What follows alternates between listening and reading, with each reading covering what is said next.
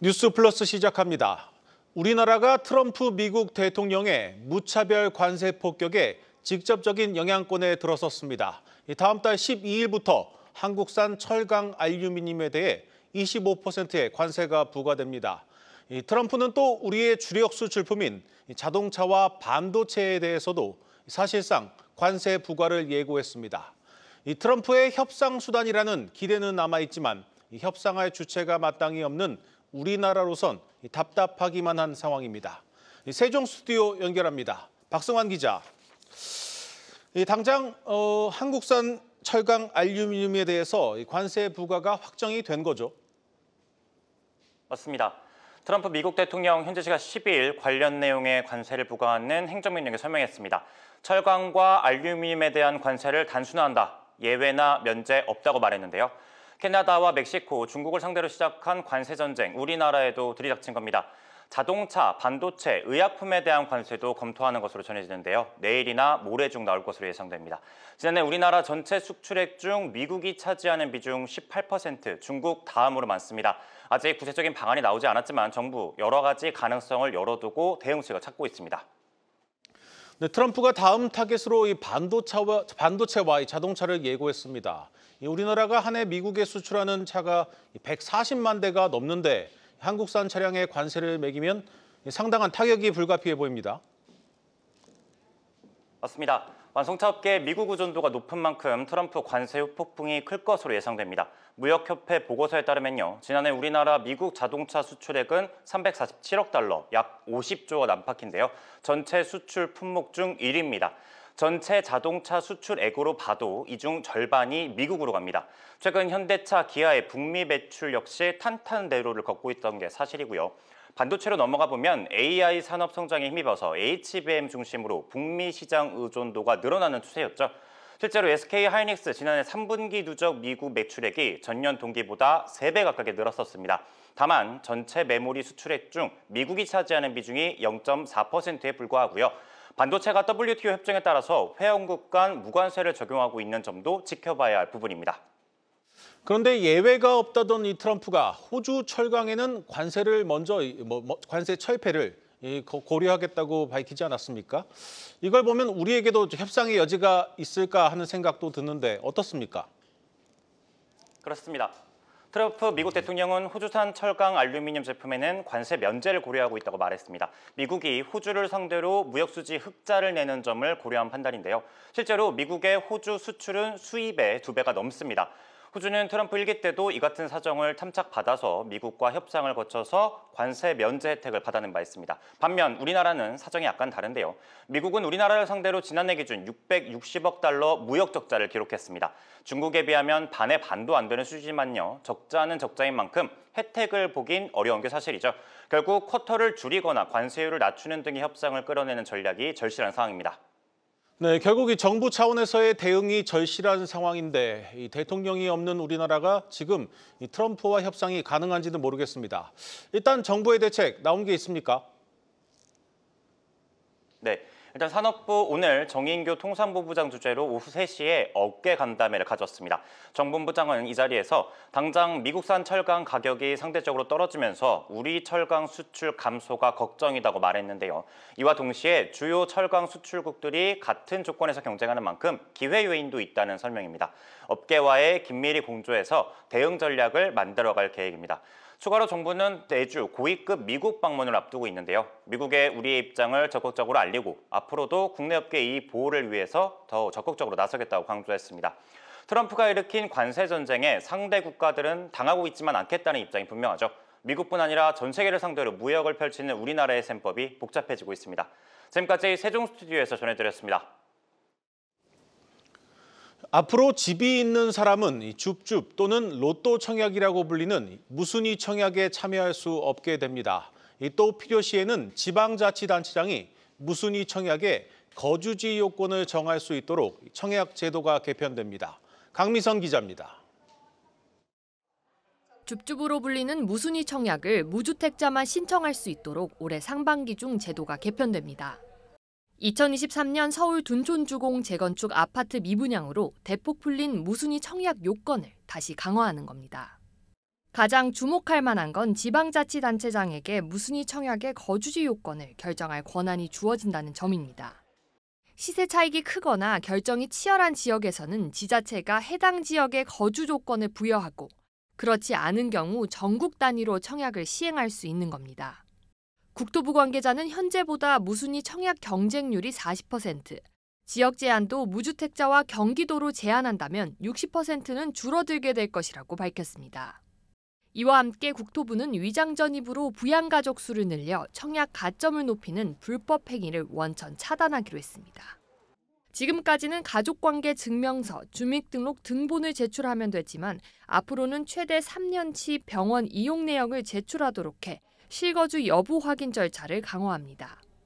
무순위 청약제도 개편과 건강보험 서류 제출 강화는 주택공급 규칙 개정을 거쳐 올해 상반기 중 시행됩니다. 한국경제TV 강미선입니다. 금융당국이 퇴직연금의 수익률을 높이기 위한 방법 중 하나로 국내 주식 직접 투자 허용을 검토하고 있습니다. 하지만 이 주무부처인 고용노동부는 퇴직연금의 특성상 안정성이 더 중요하다며 사실상 반대 입장을 보이고 있습니다. 취재 기자와 자세히 들여다보겠습니다. 증권부 조현 기자 나왔습니다. 조 기자, 먼저 현재 이 퇴직연금 계좌에서는 직접적인 주식 투자가 아예 불가능한 거죠? 사실상 그렇습니다. 현행 감독 규정상 개별 주식 투자는 DC형과 IRP형, 그러니까 개인 투자자들이 투자하는 퇴직연금 계좌에서는 불가능하고요. DB형에서는 허용되고 있습니다만 실제로는 거의 활용되지 않고 있습니다. 네. 1%에도 미치지 못하는 수준인데요. 이유는 간단합니다. 회사에서 퇴직연금을 운용할 때 가장 중요하게 여기는 것이 이제 수익률이 아니라 안전하게 돌려줄 수 있도록 리스크를 낮추는 것이죠. 이번에 퇴직연금의 국내 주식 직접 투자 허용이 부상한 것은 크게 두 가지 이유입니다. 그러니까 퇴직연금 운용의 핵심이 이제는 좀 수익률 제고로 움직여야 한다는 분위기가 개인 투자자들 사이에서도 힘을 얻고 있고요. 또 국내 증시의 선순환을 위해서는 좀 수급이 확대돼야 하는데 이를 확보할 수 있는 재원으로 퇴직연금이 주목된 것입니다. 만약 허용된다면 코스피의 우량주 또는 이제 밸류업 지수에 편입되어 있는 종목들 같은 대형주로 제한할 가능성이 높습니다만 일단 퇴직연금 계좌에서 주식 직접 투자가 이번에 관철될 가능성은 크지 않아 보입니다. 일단 아직까지는 좀 안전하게 원금을 지키는 게 더 중요하다는 이 퇴직연금이라는 점을 감안하면 이 직접 주식 투자 허용은 좀 반대가 만만치 않을 것 같습니다. 그렇습니다. 앞서 말씀하신 것처럼 제도 개선을 키를 쥐고 있는 것은 바로 고용노동부입니다. 네. 금융당국은 이제 수익률 제고와 또 국내 자본시장 활성화에 초점을 두고 있지만 고용부는 이제 전통적으로 퇴직연금의 안정성을 해치는 투자를 허용하지 않습니다. 그래서 고용부 관계자는 국내 주식의 지난 10년 투자 성과를 봐도 수익률은 1.9%에 그치는 반면에 변동률은 22%에 달한다. 그러니까 노후 생활 최후 보루라 할 수 있는 이 퇴직연금의 근본적 취지를 훼손하는 투자는 허용할 수 없다. 이렇게 강력하게 이야기했습니다. 개별 주식 투자뿐 아니라 현재 퇴직연금 감독 규정만 봐도 이 투자할 수 있는 상품별 기준이 세세히 명시되어 있습니다. 보시면 은행의 예적금 상품은 큰 제한이 없는데 금융투자 상품은 기본적으로 원금 손실 가능성을 내포하고 있지 않습니까? 그러다 보니까 새 상품이 나올 때마다 일일이 편입 승인을 받아야 되고 여전히 허용되지 않는 상품들이 이 리스트에는 다 없지만 많은 상황입니다. 그래서 금융투자업계에서는 투기성 상품을 제외하고서는 일단 모든 금융상품을 편입할 수 있는 네거티브 체제로의 전환이 필요하다. 이렇게 이야기하고 있습니다. 네, 국내 주식의 지난 10년 투자 성과가 1.9%에 그친다. 참 뼈아픈 얘기인데, 자 그렇다면은 좀 이게 직접 주식 투자 말고 정부가 만드는 이 퇴직연금 제도 개선안에서 조금 더 가능성이 있는 대안들은 무엇이 있습니까? 각자의 의견을 살펴보면 금융당국에서는 디폴트 옵션의 제도 개선을 그리고 고용부에서는 기금형 운용제도 도입을 이야기하고 있습니다. 네. 그중 하나로 이제 디폴트 옵션에 가입하면 현재 위험자산 투자 한도가 70%로 제한되고 있는데요. 이를 폐지하는 안이 검토되고 있습니다.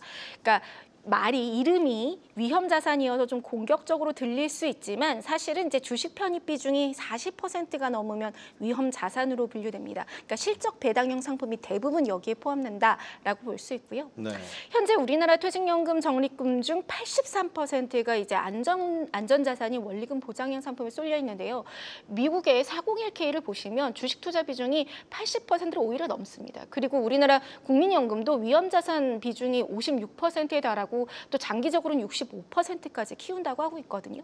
그러니까 원리금 보장 상품의 수익률은 3%, 그야말로 물가상승률을 겨우 웃도는 수준인 반면 실적 배당형 상품은 10%가 넘습니다. 그러니까 연간 수익률을 미국과 비교해도 이게 2023년 기준인데 한국은 한 5%에 그치는 반면에 미국은 17%를 넘고 지난해에는 이게 20%를 더 웃돌았을 것이다 이런 분석이 나오고 있거든요. 그래서 네. 물론 위험 투자 제한을 완화한다고 해서 이 원금 보장형 상품에 투자하고 있는 손실 회피형 자금이 전향적으로 어떤 전환을 할 것이란 기대는 업계에서도 크지 않습니다.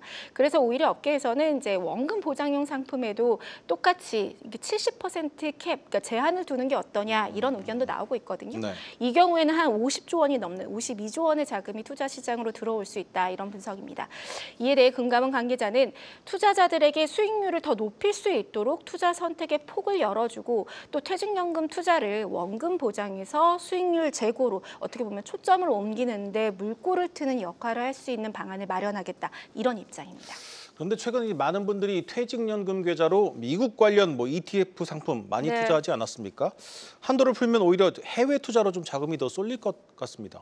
물론 그런 우려가 업계에서도 있고 금융당국도 갖고 있습니다. 그러니까 일부 사례지만 지난해 이 미래에셋증권 연금계좌 현황을 살펴보면 해외 투자용 펀드 비중이 73%에 달하고 있습니다. 네. 그리고 중개형 ISA에서도 해외 투자 ETF 비중이 한 30%로 1년 만에 한 8배 늘었거든요. 그래서 최근 논란이 됐던 연금계좌 내 해외 펀드 배당 소득세 감면 혜택 축소가 업계에서는 어떻게 보면 이제 이런 일련의 해외 투자 쏠림 현상을 막기 위한 것 아니냐 이렇게 풀이하는 시각도 있고요. 네. 이중과세 방지 차원에서 이 해외 펀드 배당금에 대한 소득세를 선환급했던 것이 오히려 보면 좀 과도한 혜택이 주는 것이었다 이렇게 기재부는 이야기하고 있죠. 그래서 다만 수익률 제고를 위해서는 퇴직연금 제도를 개선하면서 해외 투자를 막는 것은 또 모순이 될 수 있는 만큼 국내 투자에 대해서 인센티브를 주는 방식을 검토하는 방향에 더 큰 무게가 실리고 있습니다. 네, 잘 들었습니다. 증권부 조현 기자였습니다.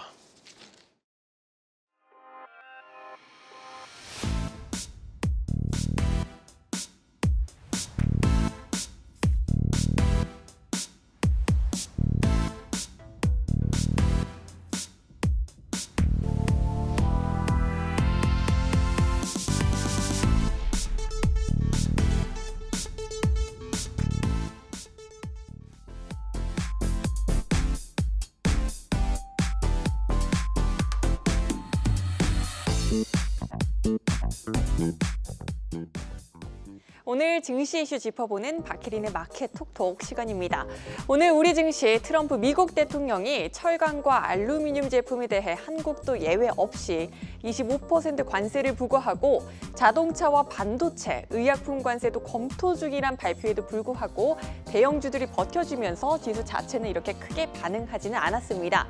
특히 오늘 증시에서 두드러졌던 건 삼성 바이오로직스와 한화 에어로스페이스였죠. 먼저 삼성 바이오로직스 오늘 역대 최고가 기록하며 120만 원 선을 눈앞에 두고 있습니다. 이재용 삼성전자 회장의 2심 무죄 선고 이후 승승장구하고 있는 삼성 바이오로직스. 숨고르기 할 때도 된 데다 가뜩이나 오늘 트럼프 대통령이 콕 집어서 의약품 관세도 검토 중이라고 밝혔는데도 왜 투심이 훼손되지 않았을까요?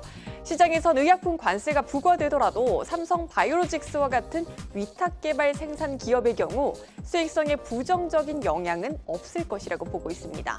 셀트리온과 같이 미국에서 바이오시밀러 개발 생산에 주력하는 기업의 경우 타격이 있을 수 있겠지만 위탁 개발 생산의 경우 관세 부담은 고객사에 전가하기 때문에 수익성에 타격을 받지 않아 관세 공포에서 벗어날 수 있다는 겁니다.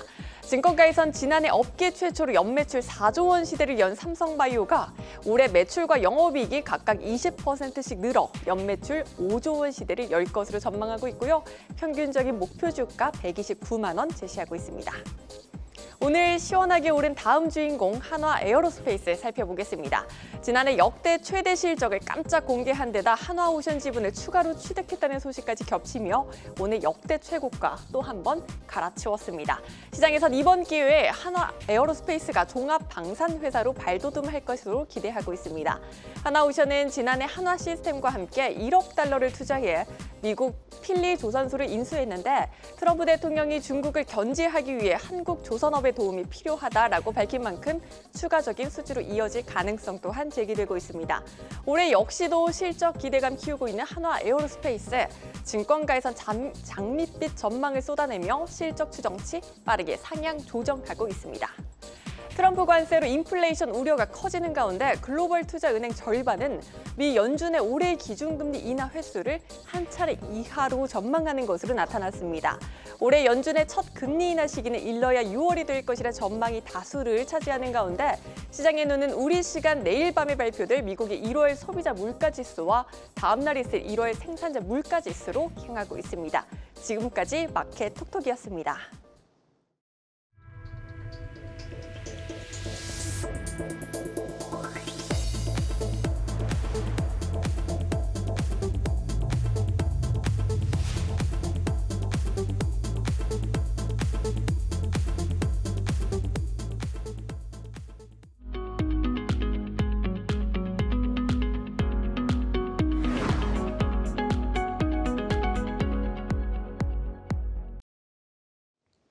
최근 방한한 샘 올트먼 오픈 AI CEO가 의료용 챗GPT 개발 계획을 공개하면서 의료용 인공지능이 주목을 받고 있습니다. 국내에서도 움직임이 일고 있는데 취재 기자와 자세히 알아보겠습니다. 산업부 김수진 기자 나왔습니다. 김 기자, 먼저 이 올트먼이 개발한다고 했던 이 의료용 챗GPT와 우리가 쓰는 챗GPT는 어떻게 다른 겁니까? 네, 일반 챗 GPT는 이용해 보셔서 아시겠지만 대중들이 자유롭게 접속할 수가 있는 반면에 올트먼이 언급한 내용은 기업용 제품입니다. 대형 병원이나 보험사, 관련 기업 등에서 사용하는 의료에 특화된 챗 GPT가 될 가능성이 큽니다. 의료 특성상 오답을 내놓을 경우에는 이게 큰 문제가 될 수 있을 만큼 전문 지식만 학습하는 내용으로 이루어질 것으로 보입니다. 다만 메디컬 GPT 등 현재 서비스 중인 챗 GPT를 고도화시킬지 별도의 모델을 내놓을지는 아직 확인된 부분이 없습니다. 올트먼은 기업용 챗GPT 제품에 대해서 이제 미국의 건강보험 관련법인 히파 규정 준수를 작업하고 있다고 밝혔습니다. 법률 문제인 만큼 헬스케어 전문 변호사에게 취재를 해봤는데요. 기관이나 기업이 안심하고 사용할 수 있도록 환자 개인정보 유출 등 정보 보호, 보안 대책을 마련하겠다는 뜻으로 해석을 했습니다. 때문에 이미 전문가들은 의료용 챗 GPT의 기술적인 부분은 완성이 되었다는 가능성이 큰 것으로 보고 있습니다. 네, 벌써 관련 법 준수 여부를 테스트하는 중이라면 개발이 상당히 진척된 상황인데 물론 이 비교가 쉽지 않겠지만 이 우리나라 기업들 상황은 어떻습니까? 네, 아무래도 이제 국산 의료 챗 GPT까지 가기에는 아직 넘어야 할 산들이 많다. 소프트웨어가 나오기엔 갈 길이 멀다. 이런 의견들이 많은 상황이고요. 하지만 개발 중인 기업 몇 곳이 있습니다. 대표적으로 네이버를 들 수가 있는데요. 네, 네이버라면 뭐 자체 인공지능 모델을 개발하는 유일한 국내 기업인데 그런 인공지능 모델을 기반으로 의료용 모델을 만든다 이렇게 보면 되겠습니까? 네, 그런 개발 계획이 있다고 밝혔습니다. 네이버가 과거 챗 GPT 기반인 거대 언어 모델을 활용한 챗봇인 케어콜로 독거노인에게 돌봄 서비스 등을 제공한 바가 있습니다. 네이버 고위 관계자는 기존에 시도했던 AI 모델 이외에도 의료 챗 GPT를 표방한 AI를 자체 개발하고 있는 프로젝트 팀이 있다. 킥오프는 끝났고 이를 대중에게 쓸만한 형태로 나올지는 아직 정해지지 않았다. 이렇게 이야기를 해줬습니다. 의료 전반을 관장하는 모델은 이렇게 아직 개발 중인데요. 특정 의료 분야 챗 GPT 모델 개발에서는 마무리 단계에 접어든 우리 기업들도 있습니다. 특정 분야라고 한다면은 우리나라에는 좀 인공지능을 이용해서 질병을 진단하는 기업들이 많이 있지 않습니까? 네, 우리나라 기업들이 이런 부분을 좀 잘하고 있는데요. 챗 GPT와 같은 LMM 방식을 택한 의료 AI 기업들을 주목할 필요가 있습니다. 딥노이드, 루닉, 그리고 순빛 AI 등이 속도를 내고 있다고 평가를 받고 있는데요. 딥노이드의 경우 흉부 엑스레이를 판독 판독하고 판독문 초안을 써주는 언어 모델을 개발하고 있는데 연구에 따르면 챗 GPT보다 진단 정확도가 20%가량 높아 귀추가 주목되고 있습니다. 딥노이들이 취재를 해봤는데요. 의료용 챗 GPT와 비슷한 AI 제품의 개발이 마무리됐고 현재 식약처에서 인허가 과정을 밟고 있는 상태입니다. 루닉과 순빛 AI 역시 의료용 챗 GPT와 비슷한 AI 제품 개발이 마무리됐고요. 현재 식약처에서 인허가 과정을 밟고 있는 상태입니다. 네, 잘 들었습니다. 산업부 김수진 기자였습니다.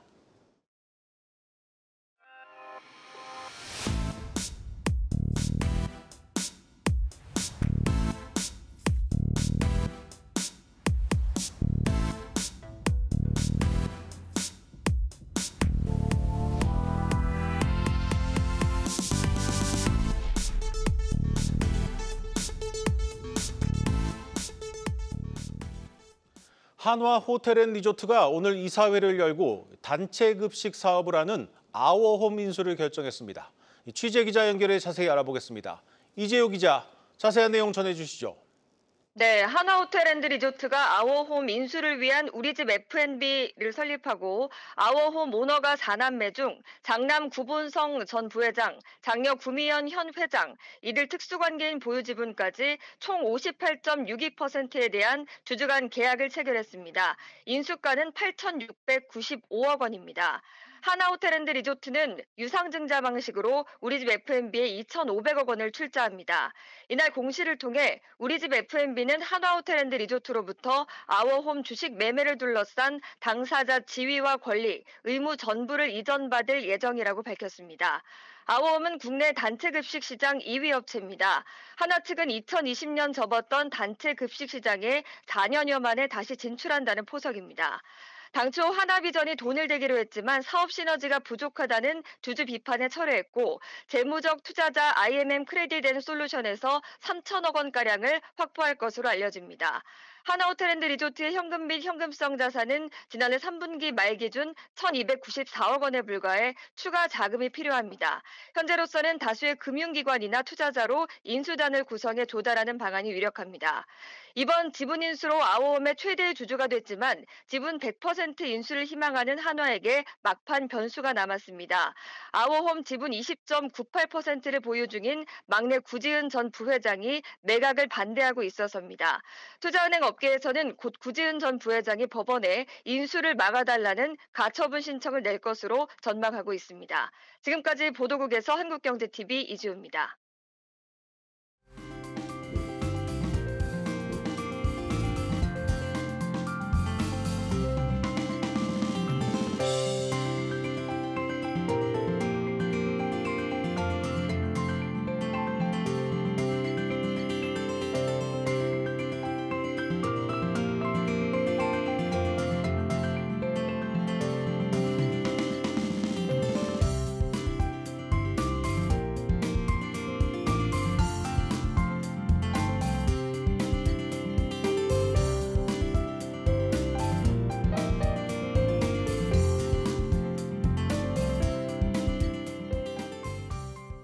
뉴스 플러스 오늘 준비한 순서는 여기까지입니다. 함께해 주신 여러분 고맙습니다.